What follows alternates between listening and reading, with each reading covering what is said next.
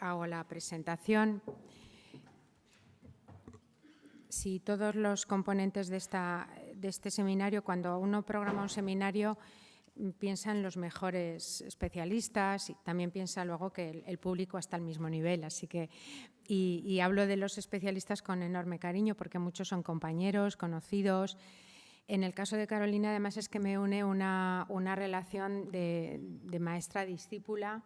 Ella fue alumna de la Facultad de Humanidades, se licenció en el año 2006, hizo luego un DEA, era el Diploma de Estudios Avanzados, que era el equivalente a la que entonces llamábamos tesinas, las antiguas tesinas, y ya ahí mostró un poco el buen ojo que tenía para la pintura. Hizo el DEA sobre Giovanni Bellini, Un estado de la cuestión, autores, El entierro de Cristo, de Giovanni Bellini, que está en la catedral. Bueno, después de eso tuvo claro que su destino era el museo, hizo prácticas, estuvo en el museo en el Thyssen. En contraposición también se bajó al barro, como os digo a los alumnos del máster, estuvo en el Museo de la Academia de Infantería, es decir, que ha pasado por todos los niveles y tenía claro que su mundo era el museo. En el año 23, en el 2023, aprobó las oposiciones y se convirtió en miembro del Cuerpo Facultativo de Conservadores de Museos Estatales. Como ella dice, la directora, la vida, le regaló una exposición, es comisaria y es comisaria de esta bellísima exposición que hoy nos van a explicar y que luego podremos ver porque, como digo, el domingo próximo cierra sus puertas. Tristán, entre lo divino y lo humano. Cuando quieras, Carolina. Buenas tardes. Bueno, muchas gracias a todos por venir, en especial quiero dar las gracias a Palma y a Rosa por haber hecho posible esta colaboración entre las que son mis dos casas, que son la Facultad de Humanidades y el Museo del Greco. Así que estoy muy feliz de estar hoy aquí compartiendo el proceso de creación de una exposición que jamás nos imaginamos en sus inicios que pudiera ser un hito, por decirlo así, en el Museo del Greco, porque el Museo del Greco, como todos ustedes saben, es una institución pequeña, es una casa histórica, donde juntar más de 3 cuadros, pues efectivamente se ha convertido en eso, en un hito. A lo largo de mi conferencia me gustaría no solo hablar de la exposición, sino hacer una especie de estado de la cuestión sobre el pasado, el presente y el futuro de Tristán en el Museo del Greco. Como todavía no se ha dicho hoy, una pequeñísima introducción sobre el pintor. Louis Tristán nace a finales del siglo XVI, sobre 1585. No sabemos exactamente cuándo ni dónde, en algún lugar de la provincia de Toledo. Se empieza a formar en el arte de la pintura con el Greco sobre 1603 y aparece junto al maestro hasta 1606. Viaja a Italia, conoce de primera mano el naturalismo caravallista y viaja de vuelta a Toledo con el naturalismo caravallista adquirido y con un nuevo lenguaje que va a practicar ya durante los escasos 10 años en los que desarrolla su carrera en la ciudad de Toledo. Cuando me enfrenté al hecho de tener que preparar esta conferencia sobre la exposición, me di cuenta de que no era solo un hito, como acabo de decir, sino que era un escalón más y que también era responsabilidad del museo y de los técnicos del museo el que esto fuera posible, que Louis Tristán siguiera evolucionando en el Museo del Greco. Y para hablar de este recorrido de Louis Tristán en el museo, pues tenemos que acercarnos obligatoriamente tanto a la historia de la institución como a su creador, que fue el marqués de la Vega-Inclán, de una manera, bueno, voy a intentar que sea brevísima. Este señor de aquí es el segundo marqués de la Vega-Inclán y se podrían decir muchas cosas sobre él. Vamos a centrarnos solo en lo que nos interesa. Fue un mecenas y marchante de arte que puso en marcha proyectos culturales muy interesantes y todavía vigentes, como la Casa y el Museo del Greco, también la Casa Cervantes en Valladolid o el Museo Romántico en Madrid, el actual Museo del Romanticismo. Pero también instituciones como la Comisaría Regia de Turismo, y es que fue un visionario en todo este tema del turismo y puso en marcha, como digo, este tipo de instituciones que revolucionaron un poco el ámbito del turismo y sobre todo también la forma un poco de ver a España, tanto para nosotros como para los extranjeros. Sobre todo estamos hablando de coleccionistas y marchantes estadounidenses, alemanes, etcétera. Se puede decir también del marqués que era una persona muy carismática, seguramente, y sobre todo con muchísimos contactos dentro de la alta esfera cultural y política de España en aquellos momentos. Se movía como pez en el agua en el mercado del arte y de antigüedades en general, pero también en otros lugares, en palacios desconocidos, conventos, museos dejados de la mano de Dios. Y bueno, pues en estos lugares pudo hacer acopio de una gran cantidad de objetos patrimoniales mediante medios que hoy pues ni nos plantearíamos. Y con esto no quiero ofrecer una visión anacrónica de las actuaciones del marqués, es que realmente en su época el marqués fue muchas veces criticado. Pero para otros, en otras ocasiones, fue un héroe. Una de estas acciones que realizó el marqués, interesante y que nos da los dos puntos de vista en este mismo hecho, es la restauración del apostolado que hoy cuelga del Museo del Greco. El apostolado que hoy tenemos, que es nuestro apostolado, el apostolado del museo, antes pertenecía al Museo Provincial, cuando éste se encontraba en San Juan de los Reyes, y el marqués era conocedor de su calamitoso estado de conservación. Aquí vemos pues uno de los cuadros que peor estaban, que es San Bartolomé, con pérdidas, absolutamente rasgado, destensado.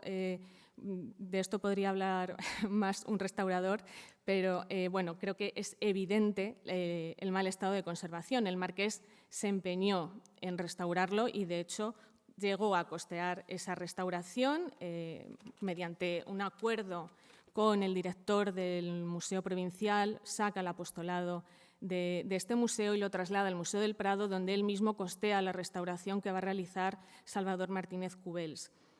Una vez que el apostolado se restaura, se expone en Madrid y pues el marqués recibe por esto muchos halagos, pero por otra parte no recibe tantos halagos porque la Diputación Provincial, que era la verdadera dueña del apostolado, que lo tenía depositado en el Museo Provincial, y la Comisión Provincial de Monumentos, pues se quejaron bastante de que el marqués se hubiera hecho con este apostolado, que más tarde fue adscrito por el ministro en aquel entonces de Instrucción Pública y Bellas Artes al Museo del Greco. Pero bueno, centrándonos en la creación del Museo del Greco y la formación de sus colecciones, tenemos que ir al año 1905, en el que el marqués compra unas casas de vecinos que estaban en estado ruinoso y que durante los siglos XVI y XVII habían sido un palacio y todavía tenía esos vestigios palaciegos. No solo compra la casa, sino que compra un solar mucho más amplio y con un grandísimo potencial arqueológico del que el marqués es conocedor.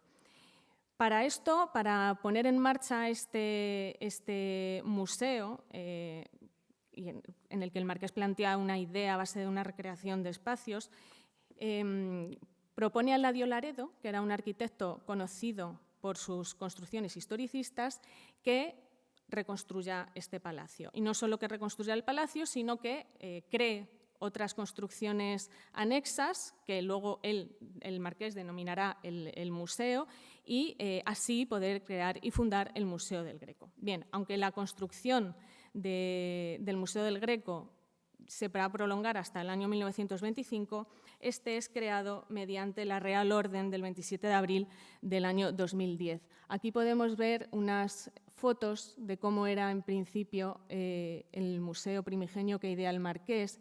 Vemos los solados de barro que pone Eladio Laredo, los brocales de pozo, las típicas tinajas toledanas, las yeserías, que en muchas ocasiones se hace imposible saber cuáles son originales y cuáles no.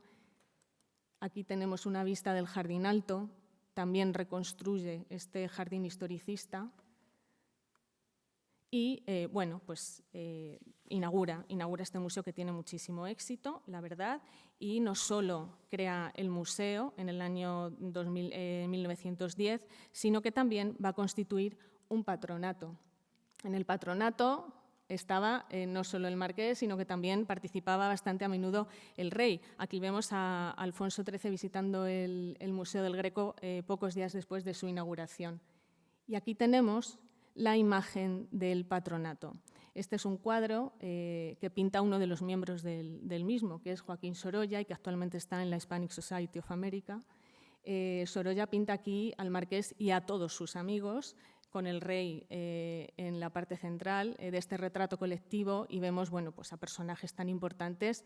Bueno, el primero el rey, el marqués, aquí tenemos a Sorolla, Cosío, este de aquí con la cara desdibujada es Beruete, aquí tenemos a Archer Milton Huntington, el americano con el que el marqués le gustaba hacer tantísimos negocios, el conde Cedillo, grandísimos personajes de la época de la más alta esfera cultural, como digo, y política. El patronato también es muy importante para la formación de colecciones del Museo del Greco. ¿Por qué? Porque las colecciones del Museo del Greco van a venir sobre todo de 3 ámbitos. El primero, por el grupo de pinturas que constituyen la colección del Greco, entre ellas el Apostolado, que es la gran obra en sí. Luego también las compras que va a ir realizando el patronato y luego todos los cuadros y otros objetos que entran también a través de la testamentaría del marqués en el año 42, cuando muere. Sin embargo, el conocimiento de estas colecciones primigenias es un poco difícil, sobre todo establecer su procedencia. ¿Por qué? Porque en aquellos entonces todo este tema de la documentación pues, no se planteaba ni muchísimo menos como se plantea ahora, y era habitual incluso que los diferentes objetos que existían en las colecciones del museo pudieran intercambiarse con otras instituciones del marqués, o incluso que fueran vendidas por el propio marqués porque eran suyas. Sin embargo, de los pocos documentos que se conservan, de estos catálogos, inventarios y noticias del patronato, sí se puede establecer el orden de entrada y también incluso la motivación por la que van entrando en el museo las obras de Luis Tristán. El primero de ellos es de 1912, todavía en este año no hay ninguna obra de Tristán en el museo. Este es un catálogo que firman Aureliano de Beruete y el conde de Cedillo, 2 miembros del patronato. Y luego hay otros 2 documentos del año 1914 y 1921, en el que se dan ciertas noticias de las actuaciones del patronato en el Museo del Greco. En el de 1914 sigue sin haber noticias de Tristán, pero ya en el año 1921 el patronato publica nueva sala del Museo del Greco, en el que se habla de 15 nuevas pinturas que entran en el museo. Habla y escribe el que fuera director del Museo del Prado, Francisco Javier Sánchez Cantón, que también esta publicación es bastante especial precisamente por su crítica en cuanto a estas compras. Sánchez Cantón, como digo, va a motivar estas compras, que son las siguientes: el Crucificado y Santo Domingo de Guzmán. Esto no es el Museo del Greco, estos son las compras del patronato en una exposición temporal que hubo en Madrid justo antes de su entrada en el Museo del Greco. Y aquí está el Cristo Crucificado de Tristán, que sigue formando parte de nuestras colecciones, y Santo Domingo de Guzmán. Bien, en esta publicación, como digo, que resulta particularmente interesante por los comentarios de Sánchez Cantón, se nos relata las inquietudes que se tenía a la hora de enriquecer las colecciones. Y me van a permitir que les lea un pequeño parrafito que el autor pues dedica a estas adquisiciones y a Luis Tristán. Entiende el que suscribe que debe ser perseverante la acción de un patronato y fundamentalmente ha de adquirir no solamente obras de primer orden, sino también aquellas que son de autores poco conocidos, pero que deben figurar entre los primeros maestros de la vigorosa y excepcional pintura española, promoviéndose también problemas para la resolución y estudio de toda obra de algún interés. A esto obedecen las adquisiciones de Luis Tristán, para poder aquilatar la influencia que recibiera de su maestro el Greco y para despejar la nebulosa personalidad de este pintor y de su obra. Es bastante clarificador. La motivación del patronato es ilustrar como bien dice, la huella del Greco en Tristán, pero es que luego, sin embargo, en la descripción que hace de Santo Domingo, añade que es una obra casi exenta de recuerdos del Greco. Estas adquisiciones son las primeras y las últimas que se realizan de Tristán hasta finales del siglo XX. Aquí traigo una nota de porte, que me ha parecido un documento muy interesante para mostrar, del año en el que se compra, bueno, con los datos de las obras y la caja en la que viajan hacia el Museo del Greco. Aquí aparece el Cristo crucificado con las medidas y el año de su compra, que es 1919, acusa con recibo. En último lugar, bueno, pues se incluye el Santo Domingo de Guzmán, que ya no hay datos, este ya pues se compraría en el 2021, sería donación del Marqués. Como digo, ya no hay más piezas de Luis Tristán hasta finales del siglo XX. Muere el Marqués y se van a suceder muchísimos directores, bueno, varios directores, pero sobre todo hay que detenerse en la época de María Elena Gómez Moreno, porque fue una directora que estuvo en el museo muchísimo tiempo y que planteó una museografía bastante especial. Creó este museo de ambiente mediante la recreación de estancias de lo que podría haber sido la Casa del Greco.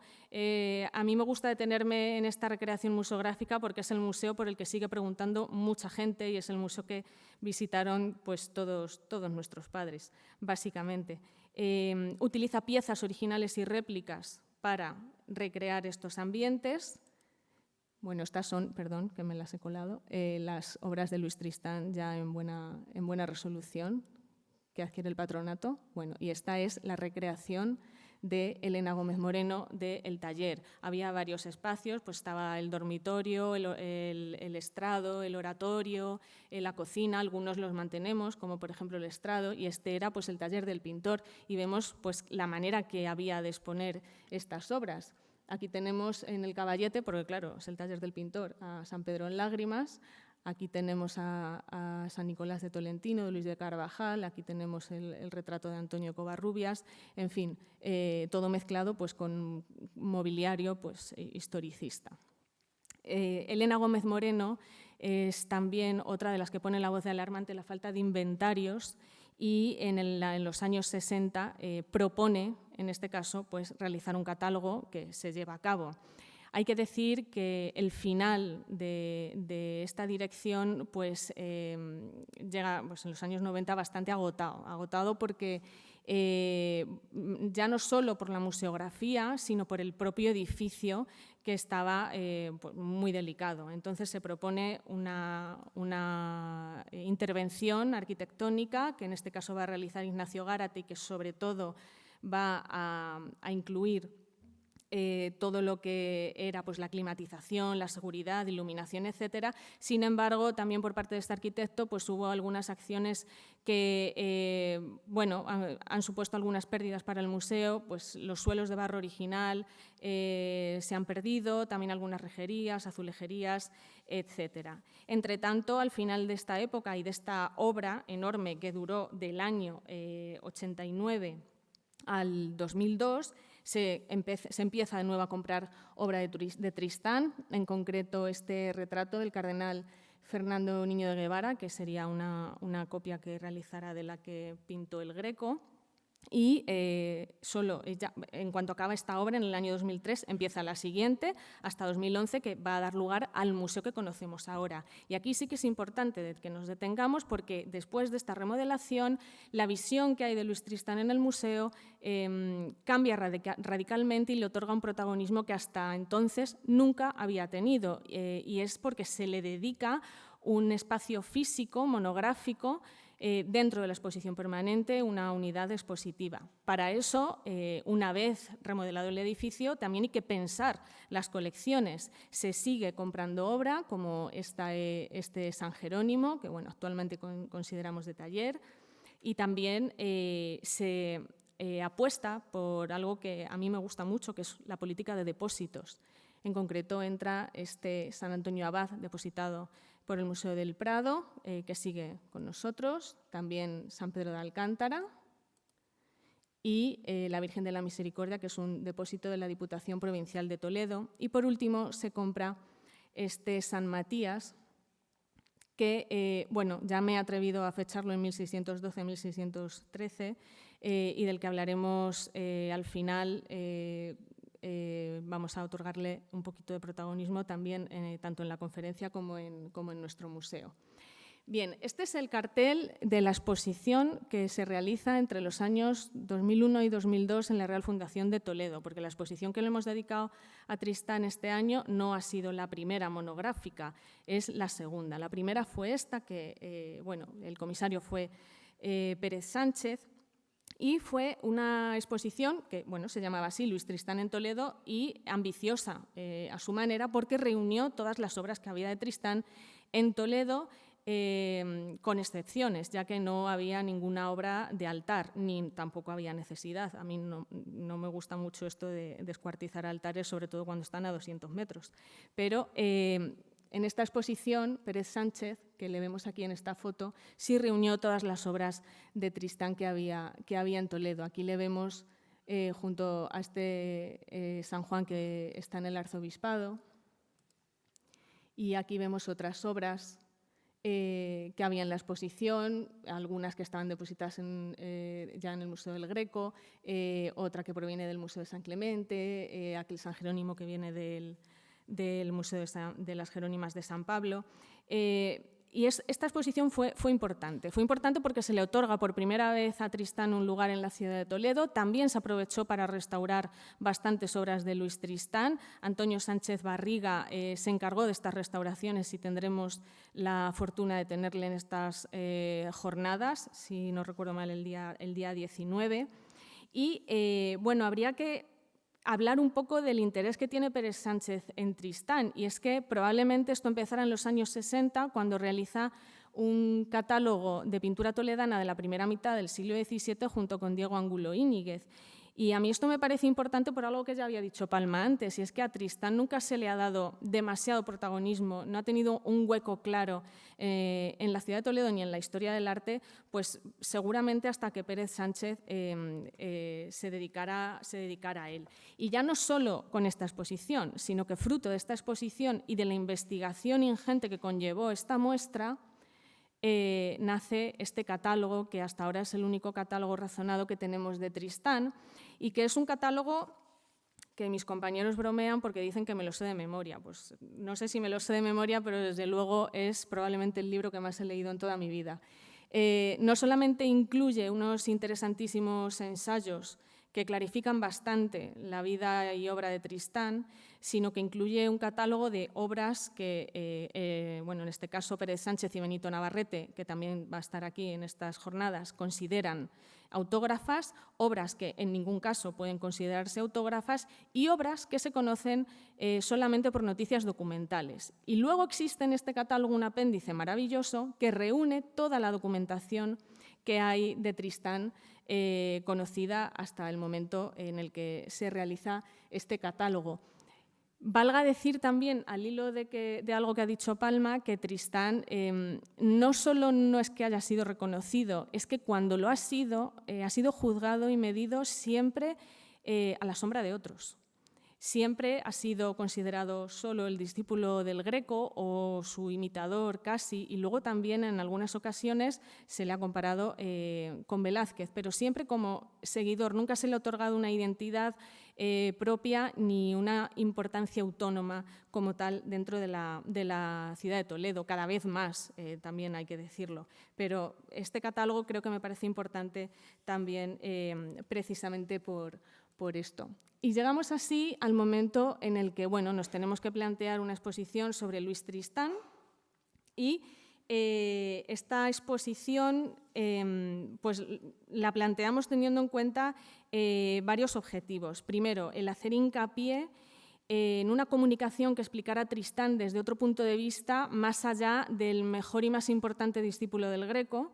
Queríamos sobre todo subrayar que fue mucho más que su mejor discípulo, que efectivamente lo fue, pero fue un pintor del primer barroco, fue naturalista y de corte caravallista, y, sobre todo, se supo adaptar a la época y al lugar en el que decidió trabajar, que fue la ciudad de Toledo. En ese momento pues, ya nos dimos cuenta que no solo estábamos planteando una exposición sobre Tristán, sino también, en la medida de lo posible, sobre Toledo. Y dentro de esta idea inicial teníamos dos objetivos a conseguir con esta exposición. Uno, mío, muy personal, que era aportar algo nuevo a la ciudad respecto a lo que se había hecho anteriormente en la exposición de Pérez Sánchez, y luego no solo ilustrar a Tristán, sino también a su época. Y para eso no se contó solo a la hora de organizar los préstamos con obra de Tristán, sino también con obra de otros autores. Por supuesto, teníamos que contar con obra del Greco, pero también de otros, aquellos que le influyeron muchísimo, que bueno, en este caso creo que el que más lo hizo fue Orazio Borgiani. Para entonces, bueno, para nosotros fue muy emocionante en este sentido mirar más allá de Toledo a la hora de pensar los préstamos que íbamos a pedir y las obras que queríamos en la exposición. Teniendo en cuenta que en la exposición de Pérez Sánchez no había habido ni una sola obra de altar, para nosotros era especialmente tentador contar con el único retablo de Luis Tristán que está actualmente disperso. Ahora mismo este retablo, que era el de las Cuatro Pascuas, que estaba en el convento de las Jerónimas de la Reina, está repartido entre 3 museos, el Fitzwilliam Museum en Cambridge, también está en el Museo de Bellas Artes de Budapest y en el Museo Nacional de Arte de Rumanía. Se planteó traer estas obras, finalmente ha venido la del Fitzwilliam y no solamente tenemos esas obras de altar, sino otras 2 piececitas pequeñas que provienen del Museo Nacional del Prado y que creo que son las 2 piezas que más están gustando de toda la exposición. En cuanto al segundo objetivo, el de ilustrar no solo a un pintor, sino también a una época, para nosotros era fundamental mostrar unas las raíces profundamente italianas de Luis Tristán y particularmente romanas. Para eso hemos contado con obra de Orazio Borgiani. Ya ha dicho Rosa por encima que Orazio Borgiani estuvo en Toledo, está documentado en el año 1604 en el libro de oficiales del arzobispado.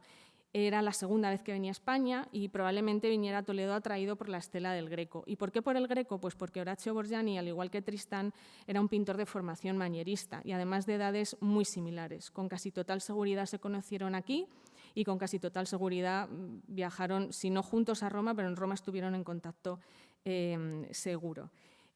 También, para ilustrar una época, bueno, pues, podemos empezar desde el título elegido para la exposición, que es Entre lo divino y lo humano. Aunque Tristán es un pintor eminentemente de pintura religiosa, nunca fue ajeno a las novedades que introdujo el barroco, sobre todo esa ruptura de la jerarquía de géneros que eleva el bodegón y el retrato, las naturalezas muertas, a cotas que antes pues nunca se habían conocido. Y aunque no tenemos un bodegón como tal, una naturaleza muerta independiente de Tristán, sí que los va a introducir en gran cantidad de obras, en muchísimas de sus pinturas. Y, de hecho, por eso hemos elegido también esta imagen como imagen de la exposición, porque es un bodegón maravilloso, muy toledano, además, con esa disposición de los elementos ordenados y casi secuenciales, que bueno, son deudores absolutamente pues, de todo lo que está aconteciendo en este primer tercio del siglo XVII en Toledo. Volviendo a los préstamos, hemos contado con 9 instituciones que han participado de manera altruista en nuestra exposición, como son el Museo Nacional del Prado, la Biblioteca Nacional, el Museo de Santa Cruz, el Museo Fitzwilliam, el Arzobispado de Toledo, la Catedral de Toledo, el Convento de Santa Isabel, el Convento de las Jerónimas de San Pablo, la Colección Granados. O sea, estamos hablando de instituciones de primer orden, tanto a nivel nacional como internacional. Además, nos lo han puesto todo muy fácil, todo hay que decirlo, y este creo que es un buen lugar para agradecerlo. Los primeros en aceptar nuestras peticiones de préstamo fueron el Museo Nacional del Prado y el Fitzwilliam, y ya con esto pues, nosotros nos quedamos felices, porque el Museo del Greco es un museo muy pequeño, acostumbrado a microexposiciones. Entonces, con las 4 obras que nos dejaba el Prado y la grandiosa obra del Fitzwilliam, ya teníamos no solo una exposición, sino la exposición, más alguna que consiguiéramos en Toledo y las nuestras de nuestra colección, lo teníamos hecho. Lo que no podíamos imaginar es que se iban a subir al carro tantísimas instituciones y de tantísima envergadura. Para hablar de la exposición me voy a poner ahora un poco más técnica. Hay que recalcar, en primer lugar, que el Museo del Greco es una casa histórica y esto pues, tiene muchos inconvenientes y muchas incomodidades, pero para el equipo técnico del Greco esto ni muchísimo menos es así. Para nosotros esto solo es un reto y nos encantan. Así que empezamos a barajar opciones para tener una exposición grande para la institución que tenemos.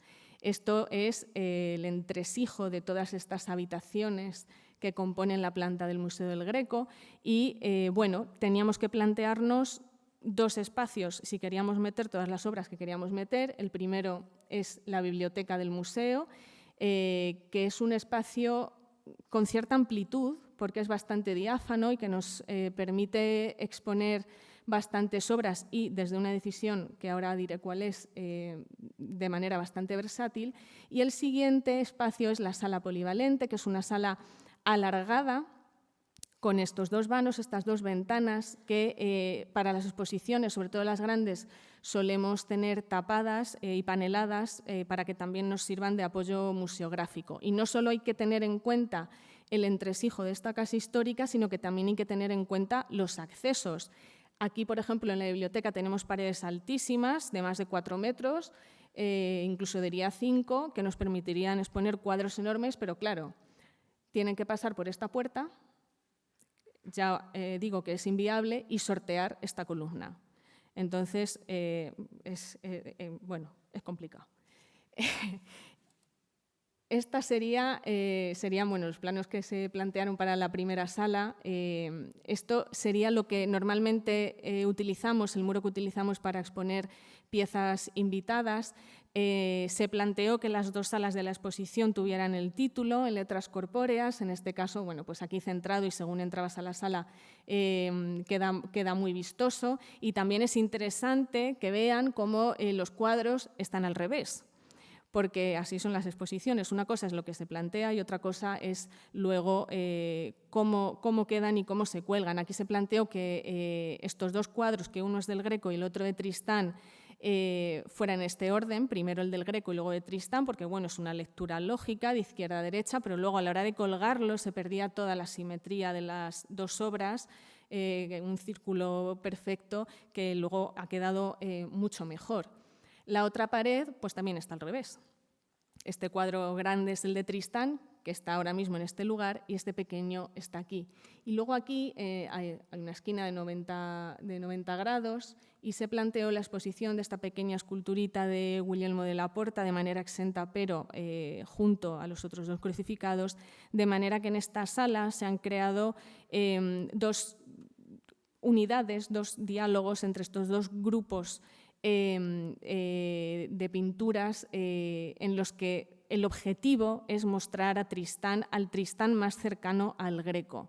Si bien he dicho que queremos que Tristán sea entendido como un pintor de raíces profundamente italianas, en el Museo del Greco no podíamos obviar que su maestro fue el Greco y que de él bebe gran parte de su obra. Entonces, bueno, pues le hemos dedicado en este sentido esta sala.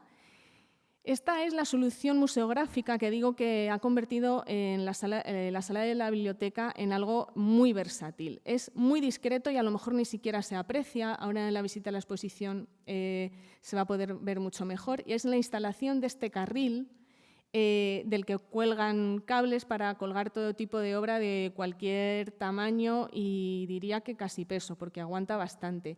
Es muy discreto y aunque en un principio nos daba mucho miedo, porque bueno, tenía que estar instalado justo debajo de la yesería y es una pared que no se debería taladrar mucho. De hecho, incluso aquí se aprecia uno de esos taladros que tan difíciles son de disimular, porque bueno, es yeso, es una pared histórica y es complicado. Bueno, pues esto nos ha dado la gran solución de poder colgar lo que queramos y además en un tiempo récord y de la manera más discreta. Esto es parte del proceso de montaje. Aquí aparece ya el cuadro del Greco en el lugar donde está y planteado el cuadro de Tristán. Y esto es un momento maravilloso porque jamás pensamos que el soporte del Cristo de Guglielmo de la Porta pues, se iba a tener que hacer in situ. Los trabajadores de SID, que es la empresa que se encargó del montaje de la exposición, vinieron con unas cuantas piezas en forma de T que fueron adaptando sobre la marcha a la escultura para adaptar el soporte a la misma. Veis cómo la T se ha ido doblando sobre los brazos del Cristo de manera que queda muy delicado y sobre todo muy discreto, que era lo que queríamos, que la pieza tuviera total protagonismo. Vemos aquí cómo quedó finalmente. Antes de poner la campana, el Cristo parece levitar y creo que queda en este caso elegantísimo. Así quedó finalmente con el cuadro del Greco y el de Tristán. Vemos cómo la composición de ambos modelos pues, cierran el círculo y así quedó la otra pared con el Cristo de Tristán y los dos modelos romanos, el del Greco y el de Guglielmo de la Porta. A mí me ha sorprendido mucho que esta parte de la exposición esté gustando tantísimo. Hay mucha gente que para a decírnoslo. Y bien, pues esta es la segunda parte de la exposición que se plantea en la sala polivalente, aquella sala alargada de la que os hablaba antes. Antes de entrar a la sala polivalente hay un pequeño espacio pues que a lo mejor no tiene ni 8 metros cuadrados y que utilizamos o como zona de paso o para poner información, incluso alguna vez una microexposición o algún panel. Bien, pues en este caso tomamos una decisión que no habíamos pensado casi hasta la hora del montaje, que era utilizarla para dar total protagonismo al título de la exposición. Está el título en letras muy grandes, corpóreas, y además lo bueno que tiene es que como las puertas de la exposición están abiertas, desde dentro de la exposición todo el rato permite ver el título y hace un juego visual que creo que queda especialmente bonito. Este es el primer planteamiento de la sala polivalente. Se plantea un recorrido con una lectura circular de izquierda a derecha.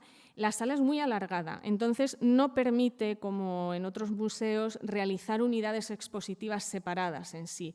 Teníamos que encontrar un diálogo entre las piezas y la sala y sobre todo un discurso que supusiera ilustrar la carrera de Luis Tristán mediante los géneros que trabajó y también mediante su experiencia visual tanto en Italia como en España. Entonces, bueno, esta es la primera pared que en teoría pues, está planteada su lectura así. Empezaríamos con un retrato. Estas son las dos pequeñas obras que vienen del Museo del Prado, pero que pertenecían al retablo de Yepes. Esto es un saliente realmente. Están en un saliente, entonces al ser las obras tan pequeñas era una manera de darle protagonismo. Y luego toda esta pared está dedicada a pintura devocional de Tristán, santos mártires, penitentes, que dialogan en este caso con los dibujos de Horacio Borgiani, precisamente porque todas estas obras tienen una presencia bastante importante en su concepción de las anatomías que tanta importancia le daban los manieristas. Esta sería la pared del fondo, que es una pared estrecha en la que bueno, pues le damos toda la importancia y todo el protagonismo al cuadro de la Fitzwilliam. Y esta sería la última pared. Bueno, aquí hay 4 piezas bastante grandes. Ya veremos cuáles son. Esto es una de un convento, del Prado y las 2 de la colección Granados. Y esto es parte del proceso. Tenemos el orgullo de decir que la mayor parte de las obras que se muestran en esta exposición pues, no son de fácil acceso, no suelen ser accesibles al público o por pertenecer a colecciones privadas o conventos de clausura o estar en el almacén de instituciones o porque están en Cambridge y están lejísimos. Entonces, bueno, como digo, esto es parte del proceso. Las piezas pertenecientes a los conventos de clausura y a la catedral, pues bueno, el equipo técnico del museo se ofreció a hacer de correo y ayudar a los dueños de las obras a todo el proceso de embalaje y traslado de las mismas para asegurar, valga la redundancia, la seguridad de las piezas. Esto es el camión aparcando literalmente en la puerta de la catedral. Dejamos siempre muy cerca a los vehículos con los permisos pertinentes para que el recorrido sea el mínimo posible. Además, hay que tener en cuenta el pavimento de Toledo. O sea, es tremendo, por mucho que lleves un carrito neumático, el traqueteo al final de las obras. Entonces, todo esto se intenta minimizar lo máximo posible. Este es el proceso de embalaje de la obra del museo, de la obra del convento de las Jerónimas de San Pablo. Es una obra bastante grande. Estaba en una pequeña sala que tienen las hermanas en el claustro, pero bueno, decidimos que lo íbamos a envolver en tisú en una sala contigua que tienen y luego introducir en la caja en la iglesia, porque el espacio era en la capilla, pero el espacio era bastante más amplio y lo mismo por la seguridad de la pieza. Y bueno, pues esto es el momento en el que estamos envolviendo en tisú el cuadro de San Miguel, que viene del convento de Santa Isabel. He puesto esta foto sobre todo porque se ve el museíto que tienen allí, que es una delicia y tienen unas colecciones de todo tipo de objetos maravillosas. A mí me llamó muchísimo la atención la cerámica y la orfebrería, es exquisito todo lo que tienen. Bueno, pues esta es una de las primeras obras que se montó, creo que fue la segunda. Esta proviene de la colección Granados, es la Asunción de la Virgen. Vemos aquí cómo se está colgando el San Miguel que viene del convento de Santa Isabel de los Reyes, siempre con el láser para asegurarnos de que las obras queden centradas. Es muy difícil que no queden torcidas, también lo digo porque los marcos también son antiguos y muchas veces están un poco descuadrados, entonces la sensación es que la obra está torcida, pero realmente el lienzo está recto. Este es el San Sebastián que vino de la catedral y que ha restaurado nuestra restauradora Esther Gil Chao. Nos ha dado más de un quebradero de cabeza y va a hablar la semana que viene de esta restauración. Seguro que va a ser estupenda su explicación. Y bueno, aquí conviene un poco detenerse porque esta es la obra de Cambridge. Para la obra de Cambridge tuvimos diversos problemas, porque primero nos asustamos con las medidas de la obra. Luego, cuando añadimos las medidas del marco, nos asustamos más. Y luego ya nos dijeron la caja que querían y casi nos desmayamos. Entonces, bueno, la caja que ellos querían era una caja doble y era enorme. Aún así, nosotros, que como digo, para el equipo técnico del museo no hay problemas, sino retos, solemos hacer marcos de simulación. No he encontrado ninguna foto, no la pongo por eso. Solemos hacer como estructuras que simulen el tamaño de todo lo que tiene que entrar por la puerta. Lo hicimos con Sorolla, con el cuadro de la lagartera, que era un cuadro de 2x2 y de verdad teníamos dudas de que entrara, y también lo hemos hecho con esta. La caja entraba. El problema es cuando nos dijeron que la caja pesaba 400 kilos. Entonces, está claro que igual que todo lo que les he dicho anteriormente, por la seguridad de la pieza no se plantea mover un cuadro que pesa infinitamente menos dentro de una caja de 400 kilos. Lo mínimo que puede pasar es que se caiga o se dé un golpe. Entonces se planteó, junto con el correo del Fitzwilliam, al cual también le tenemos que agradecer toda su predisposición, porque él era plenamente consciente de la idiosincrasia del museo, todos los problemas y todas las mediciones y de espacios. El Fitzwilliam lo conocía con meses de antelación y aún así se embarcaron en la aventura. Bueno, pues con el correo se decidió que la obra se desembalara dentro del camión. Y no había mucho problema porque venía con otra caja.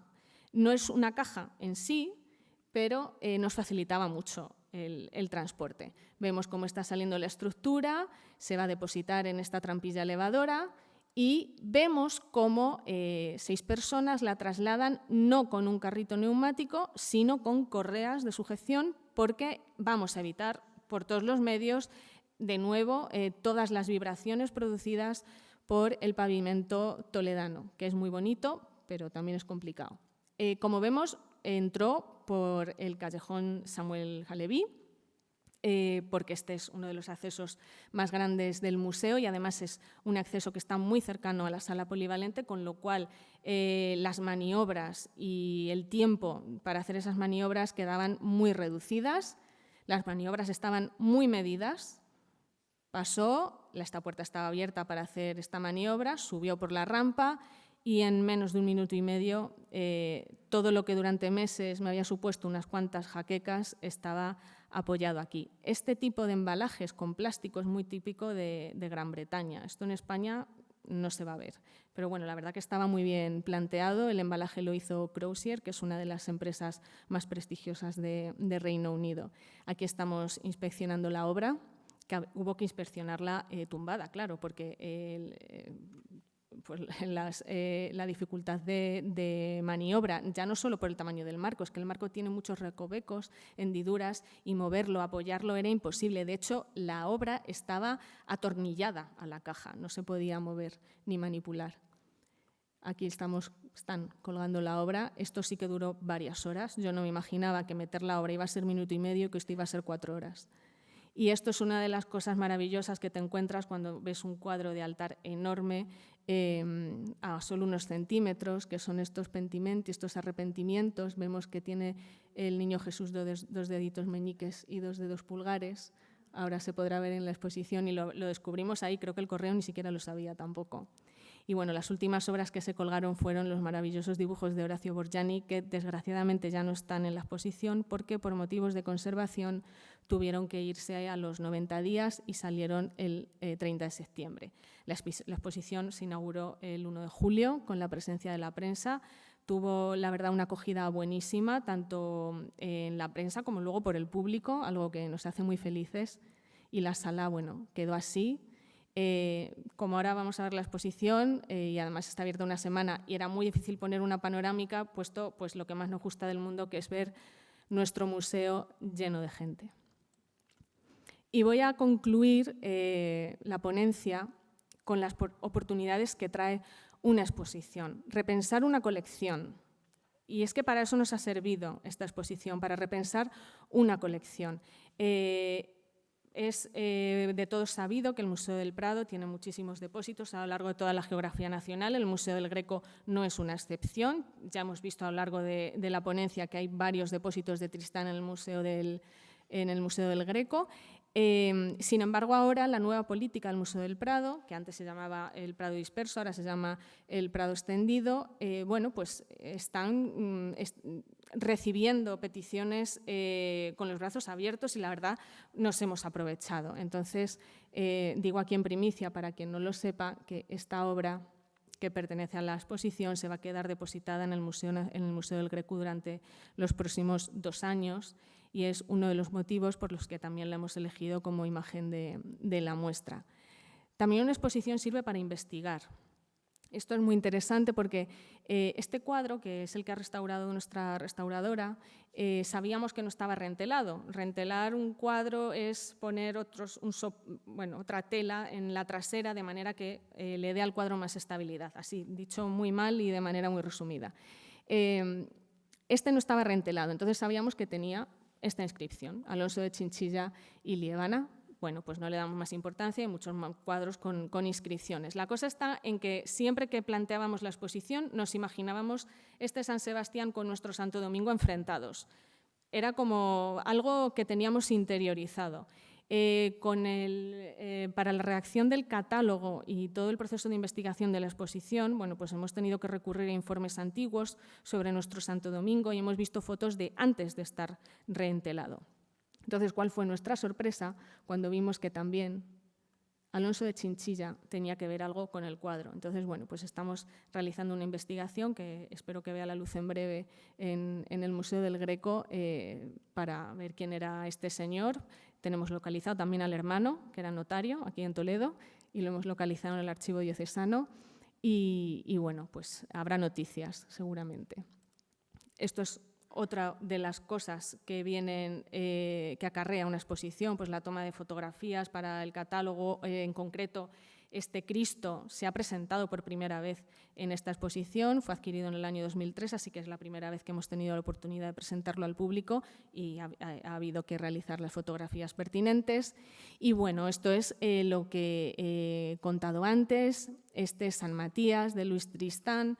Por medidas y estilo se considera que pertenece al apostolado que encarga a Tristán Luis Sirvendo según Tristán llega de Italia. En el año 1612 se conserva este documento y han ido apareciendo por multitud de colecciones privadas, muy relacionado también con el mercado de arte británico-portugués, una serie de piezas que pertenecen también a este apostolado. Y actualmente pues, tenemos la suerte de que este San Andrés está en el mercado de arte madrileño. Entonces, bueno, como la exposición ya no va a estar en el centenario, cuando se cumpla el centenario de Luis Tristán, el 7 de diciembre, que es el día en el que muere, pues vamos a aprovechar para poder presentar por fin juntas estas dos obras, que a saber el tiempo que hace que no se exponen juntas en el Museo del Greco, y vamos a contar con esta obra seguramente como préstamo en nuestra institución. Y todo esto que acabo de decir surge a raíz de una exposición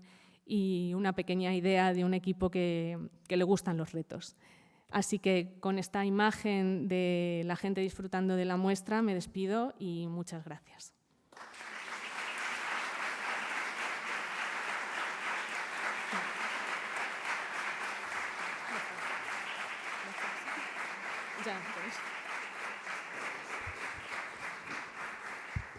Gracias, Carolina, porque además es que lo has clavado en el tiempo, así que nos vamos preparando, salimos hacia el Museo del Greco. Antes no os olvidéis de firmar, que os colocará Diego las